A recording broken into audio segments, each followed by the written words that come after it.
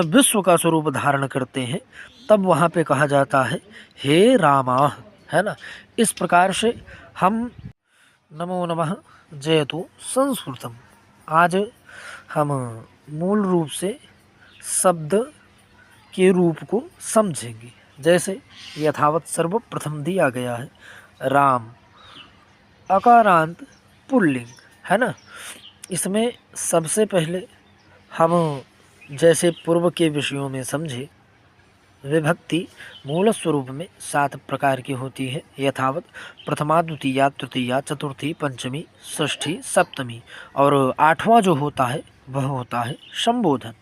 तत्पश्चात हमारा जो हम वचन और पुरुष वाले पार्ट में पढ़े थे कि एक वचन, द्विवचन, बहुवचन। जैसे हम यह पढ़े थे कि एक वचन का प्रयोग एक वचन के कर्ता के साथ होगा और द्विवचन का प्रयोग द्विवचन के कर्ता के साथ ही होगा, और बहुवचन का प्रयोग मूल रूप से बहुवचन के कर्ता के साथ होगा, अर्थात या तो 3 व्यक्ति या तो 3 से अधिक व्यक्ति, है ना। उस विषय में हम यह समझे थे कि किसका कहाँ पे प्रयोग होता है ना।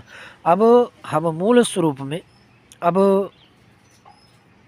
यही समझने वाले हैं कि सर्वप्रथम जो राम पुल्लिंग शब्द रूप है, इसको किस प्रकार से हमको तैयार करना है। सर्वप्रथम प्रथमा, अर्थात जो राम का शब्द रूप है उसको प्रथमा विभक्ति के अंतर्गत हम रामः, रामौ, रामाः इस प्रकार से पढ़ेंगे। फिर द्वितीया विभक्ति जो है उसमें होगा रामम, रामौ, रामान, है ना। फिर तृतीया विभक्ति जो है इसमें रामेण, रामाभ्याम, रामैः। फिर चतुर्थी विभक्ति रामाय, रामाभ्याम, रामेभ्यः, है ना। फिर पंचमी विभक्ति रामात्, रामाभ्याम, रामेभ्यः, यह होगा, है ना। और षष्ठी विभक्ति के अंतर्गत रामस्य, रामयोः, रामणाम, यह होगा। और सप्तमी विभक्ति के अंतर्गत रामे, रामयोः, रामेषु, यह होगा। फिर जैसे हमने संबोधन में कहा था हे राम यहाँ आए, उसी प्रकार से संबोधन में एक वचन के संबोधन में क्या लगा, द्विवचन के संबोधन में क्या लगाएंगे, या बहुवचन के संबोधन में क्या लगाएंगे, है ना। यथावत अब मान के चलिए संबोधन में इसमें बताया गया हे राम, हे रामो, हे रामा, इसका प्रयोग इस प्रकार से करेंगे। जैसे अगर केवल राम जी हैं तो उनको कहेंगे हे राम, और पता लगा कि हमारे राधा माधव दोनों 2 राम बन के आ गए तो हम कहेंगे हे रामो। फिर वही राधा माधव जब संपूर्ण विश्व का स्वरूप धारण करते हैं तब वहाँ पे कहा जाता है हे रामा, है ना। इस प्रकार से हम शब्द रूप को विशेष रूप से तैयार करेंगे। चूँकि जैसा हम आपको बताएं, ये हमारा मूल स्वरूप में यह समझ के चला जाए कि हम अभी केवल और केवल अपने आधार के ऊपर कार्य कर रहे हैं।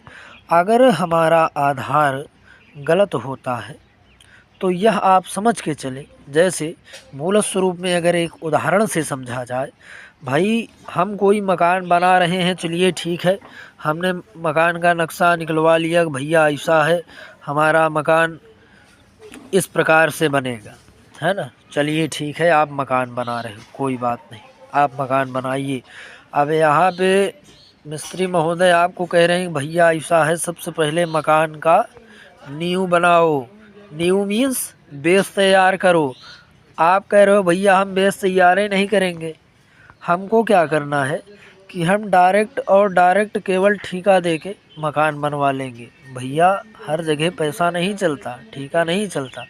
इसलिए इन विषयों को जब तक हम नहीं समझेंगे, हम तब तक संस्कृत के विषय को नहीं समझ सकते। जैसे यथावत अगर हम एक उदाहरण लें, तो अभी तो हम उस विषय तक नहीं पहुँचे हैं, लेकिन जब भी पहुँचेंगे श्री दुर्गा सप्तशती और श्रीमद् भागवत महापुराण या पौराणिक विधा के अंतर्गत इस प्रकार के शब्द परिदृष्टित होंगे कि उसको अगर हमारा व्याकरण मूल स्वरूप में नहीं तैयार है तो हम उसको कहीं न कहीं यह समझेंगे कि शायद यह लिखा ही गलत हो, लेकिन आप गलत हैं।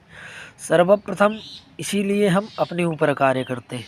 भाई हमको हमारे जैसे ही बनना है, हमको दूसरों के जैसे नहीं बनना, क्योंकि हम हमारे जैसे तब ही बन पाएंगे जब हम मूल रूप में परिश्रम करेंगे। अब इसको हम समझते हैं कि राम जो प्रांत पुल्लिंग है इसको हम याद किस प्रकार से करेंगे। जैसे रामः रामौ रामाः रामं रामौ रामान् रामेण रामाभ्यां रामैः रामाय रामाभ्यां रामेभ्यः रामात् रामाभ्यां रामेभ्यः रामस्य रामयोः रामाणाम् रामे रामयोः रामेषु हे रामो हे राम। अर्थात देखिए यहाँ पे जो थोड़ा सा एक संगीत का या हम कह सकते हैं कि किसी भी गाने का आधार लेके जब हम इसको मूल स्वरूप में तैयार करेंगे या याद करेंगे या इसके पीछे हम परिश्रम करते हैं तो हमारे लिए यह सुलभ हो जाएगा, है ना। तो आशा करते हैं राम अकारांत पुल्लिंग जो आप सभी के समक्ष शब्द रूप के अंतर्गत सन्निहित किया गया, आप सब इसको समझे होंगे और मूल स्वरूप में इसका आप सभी एक स्क्रीनशॉट लें जिससे आप सभी को आसानी हो और आगे के विषयों के लिए संस्कृत ई क्लासेस से जुड़े रहें। नमो नमः।